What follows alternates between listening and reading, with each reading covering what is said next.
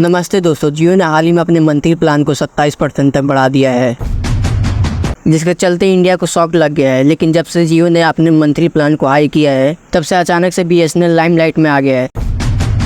शायद बीएसएनएल को कुछ जानते होंगे और कुछ नहीं जानते होंगे। कोई नहीं, जो नहीं जानते वो एंड तक देखे और जो जानते हैं वो भी एंड तक देखे, क्योंकि रिसर्च और एडिटिंग में टाइम लगता है और मेहनत भी लगता है। आज हम जानेंगे कि क्या है बीएसएनएल और किसने बनाया बीएसएनएल को और कैसे बीएसएनएल लाइमलाइट में आया, जिसको कुछ लोग एक तरह का बीएसएनएल का कमबैक भी बोल रहे हैं। तो दोस्तों, हमारी कहानी की शुरुआत होती है 1 अक्टूबर 2000 को, जब भारत संचार निगम लिमिटेड यानी बीएसएनएल एक गवर्नमेंट टेलीकम्युनिकेशन कंपनी है जिसको सरकार द्वारा संचार किया जाता है। तो 2000 में ये शुरू हुआ। ये स्टार्टिंग से ही बीएसएनएल दिल्ली और मुंबई को छोड़ के पूरी इंडिया में अपनी सेवा शुरू की थी। अब आप सोचे क्यों दिल्ली और मुंबई को छोड़ दिया, तो इसका आंसर है कि उस समय मुंबई और दिल्ली में MTNL का राज था। उन दोनों स्टेट में उस टाइम जब किसी के पास ही फोन हुआ करता था, तब हर मोहल्ले में 1-2 ही लैंडलाइन हुआ करते थे, लेकिन मोबाइल कम ही नजर आते थे, जिसके चलते बीएसएनएल की एक सिम पाने के लिए घंटों लाइन में लगना पड़ता था। ये ऐसा दौर था कि जब प्राइवेट कंपनी अपनी सिम 20 या 25 रुपए में देती थी, वहीं पे बीएसएनएल का सिम 2000 रुपए में मिलता था ब्लैक मार्केट के जरिए। क्योंकि उस टाइम साल 2000 में कंपनी ने इंटरनेट शुरू किया था